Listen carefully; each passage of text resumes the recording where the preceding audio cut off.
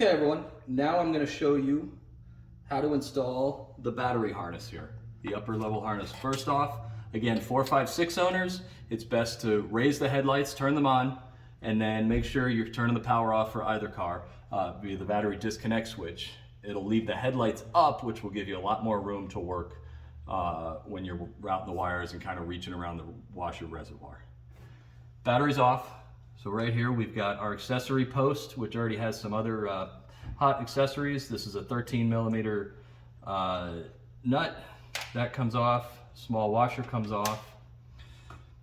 As well as 1, 2, 3, remove the covers for the wheel well panel because we're going to route the wire right through here.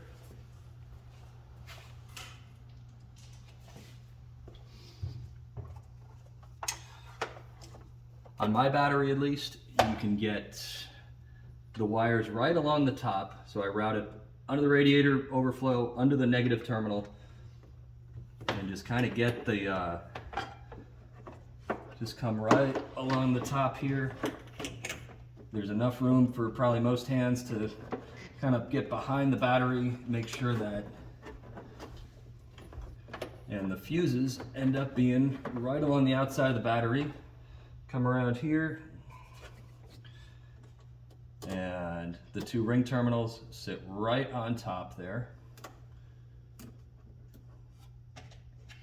And for now, we're just going to get this screwed on just finger tight so they don't pop off in case we're moving it around.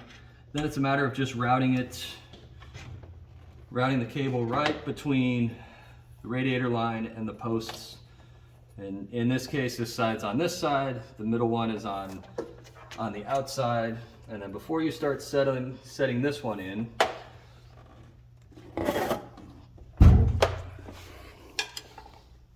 what you'll see, again, this is on 4, 5, 6. On a 550, the self-leveling reservoir won't be here, so this becomes very easy. You're just gonna route this right under the radiator line, and whatever slack you need, just give yourself enough room. The mounting post is right about here under the airbox, right on the frame. It's real easy to see and pretty easy to get to once this is out of the way. For 4, 5, 6 owners, you're gonna come around the washer fill, kind of underneath here. Just be careful of the headlight motor linkage. And I have my relay socket. I'm using an older version of the socket, so the socket's actually mounted to the bracket instead of what I showed you earlier, but it's the same location. This is a 10mm bolt, and the bracket fits nicely right on here. So what we're gonna do is come underneath, and then with the headlight up, it gives you plenty of room to manipulate these wires.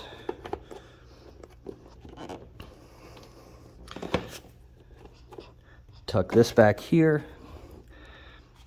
And again, the easiest way, you can already see my original harness is coming up from between the brake duct and the top of the washer reservoir. And like I said earlier, it's easier to work kind of out here with the bracket. Make sure this is protected for your paint. And then you can feed in the plug, the battery lines into the relay plugs, hear that snap.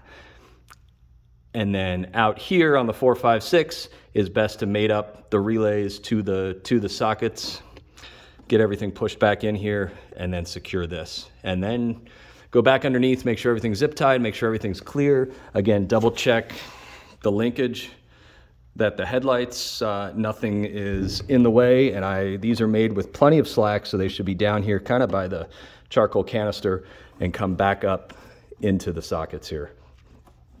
Once that's done, return the cover, these 3 bolts, make sure that battery line gets tightened back up, and then you're ready to turn your battery switch back on. Start the car up, let it warm up, make sure the fans engage at a normal time, at a normal temperature.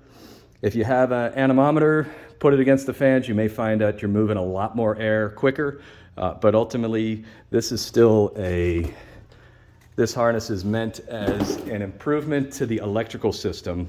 You will find Most likely you're going to have improvements to your cooling system. However, this is not a fix for properly bled system, and regular water pump, coolant maintenance, as well as all other service intervals.